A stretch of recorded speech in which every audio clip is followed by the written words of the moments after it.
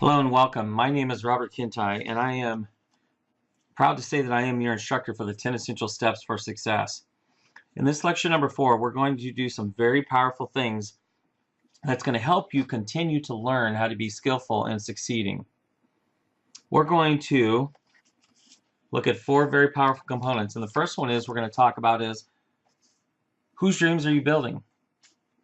It's a great question. You're going to understand more about that as we move on. The second thing we're going to talk about is how to stop, evaluate, and reset when you're working on your dreams. Third is, are dreams real? Some days you may be asking that. You know, you get kicked, you get pushed, and you're just wondering, is this dream stuff real? But I assure you it is, and we're going to talk about that. Lastly, we're going to talk about dream killers.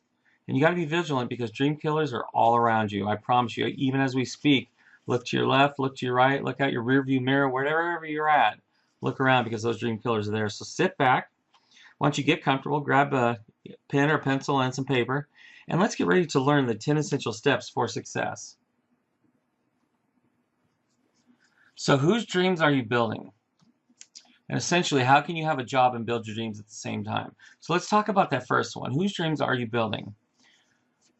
You know, as sad as it may sound, when I talk to a lot of people, when I ask them this question, they don't really know. You know, they struggle to answer, what their dreams are. And then when they can, they think about their job, they think about their spouse, they think about whatever. And they question whose dreams they're really building. But we're going to talk more about that. But I thought in this lesson, as a foundational step, it's very important to try to learn how to work around this number A, which is how can you have a job and build your dreams? Now, here's what I'm going to tell you. If you don't focus right, and we've talked about focus, you're going to end up getting up every day and you're going to build somebody else's dreams. I couldn't live with that. I couldn't live with that for you. I couldn't live with that for me. So what you need to focus on is you need to build your own dreams. Don't get fooled into paying the bills and missing out on time building the boss's dreams only and not yours. So no matter what, you need to put in your own dreams daily, just as you are for your boss. Now, it's going to be exhausting. I'm going to be truthful with you. At some days, you're going to be plumb tuckered out. But you can't go to work every day building somebody else's dreams and not work on yours. You work 8 to 5, come home and spend some hour, 2, 3 working on your dreams. Don't let a day go by that you're not working on those dreams of yours. What activities are you involved in? You know, when people sometimes tell me that they can't seem to get to their dreams or they can't get their goals accomplished in order to get to their dreams, I just start asking them questions about what do they do? What are their activities? What do you do on Monday nights? Where do you go Wednesdays? What does Saturday and Sunday look like? And what ends up happening is that their dreams don't build their, their activities don't build their dreams. And that's sad. You want dreams so badly. You want your life to change. But, Saturday, Friday night we go out drinking beer. Saturday we have a picnic. Sunday night we go out just with the girls or the guys dancing and maybe doing some more drinking or playing some kind of pool table or something. And none of your activities through the 7 days build your dreams. You do nothing for building your dreams. Or take away, from building your dreams in any kind of activities, period. But what you do is Monday morning you go back and you end up building your boss's dreams. So we've got to change that right now. You can no longer just build somebody else's dreams while you no longer work on yours.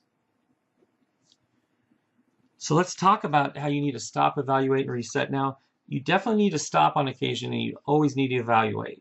What do I mean by that? When you get working on things sometimes, maybe it's a goal, maybe it's a dream, maybe it's just an activity that you need to work on. You put your head down, you get working, and maybe it's a couple hours here, a couple hours there, maybe it's a couple of days straight, and all of a sudden you kind of get delirious, right? And you don't really know what you're doing anymore because you've just gone at this thing so hard. My advice to you, my teaching to you is stop, evaluate, and reset what you're doing if you need to. Not all the time. Sometimes you're doing just fine. You just seem a little tired and delirious. But some days you got off track, didn't realize it. Now here you are 3-4 days later. It's the perfect time to stop and reset what you're doing.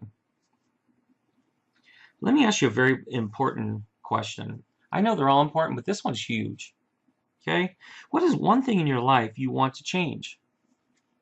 I'm sure there may be 10 or 20, but what is one thing that you'd love to change? Think about that for a second. Now, let me ask you a question that goes with that one. If I could help you change one thing, what would that be worth to you? How hard would you be willing to work? We have that here for you folks. We have that in a number of ways. We have one-on-one coaching, we have group coaching, we have this class, right? We have what we call our online journal and coaching. There's a number of ways that we can help you accomplish that one thing that you really want to change. Now you might say, well, what if I have 3 or 4 or 5 things? That's okay, but we're still going to do something. And that's very important. And I always ask people, how do you eat an elephant, right? It's one bite at a time. You can't work on 10 things at once. It's near impossible. Maybe you're that one out of a billion who's gifted, but the rest of us, that's how we do it. We have to work on one thing at a time. We may get that one thing almost close, and then we go start on a second thing and then finish off the one thing. That's about as far as it goes. Don't fool yourself, or like I like to say, don't lie to yourself thinking you can work on more than one thing at a time. So here's a question. Excuse me.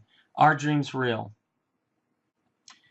If you've worked really, really hard in your life, or so you thought, but you had no real plan to get there, you may think that dreams are not real. You may think that this is just a course to get me excited about nothing. There's no such things as dreams. But that's crazy to think. Dreams are out there for you to go out and grab. But they're not there for you to sit on your butt and have them delivered to you. And you got to be truthful about that, okay? To a small percentage, dreams are very real. Every day, that's what they get up and they do. They go and they go after their dreams and they accomplish them. Some take a day, some take weeks, some takes years. But a small percentage of people on this planet are 100% certain the dreams are real. A great question might be, though, is when is chasing dreams foolish? Well, when you don't believe in them. That's when dreams are foolish, right? Chasing them. Stop what you're doing. Go do that Saturday night dancing and drinking. Go and sit around and watch Monday Night Football, right? Because if you don't believe in your dreams, it's a waste of time.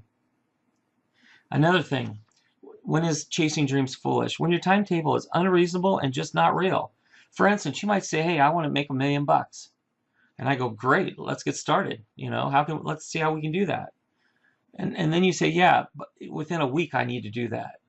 And I said, no, stop. That's not reasonable. We're not going to do that. That's when dreams become foolish, right? So you got to have certain criteria to match up, but not very much if you listen to what I said. Everything else is game on. Dreams are only foolish on those few rare things. So what do you dream about all day? Or are you just a daydreamer? Is that what you do in your cubicle? Is that what you do as you start your first day of being an entrepreneur? You just dream?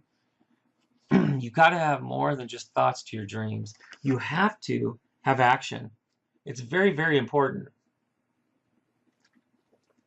If you're just a daydreamer, that's what we call all talk, no action. Lastly, let's talk about dream killers. Dream killers lurk around you everywhere you go. They're your coworkers.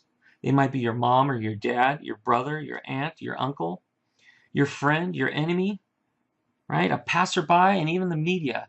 They all are trying to control you for some gain of their own. For your mom and dad, maybe just your love. They don't want to see you disappointed or hurt. They've been disappointed over and over again, and they don't want to see you go through it.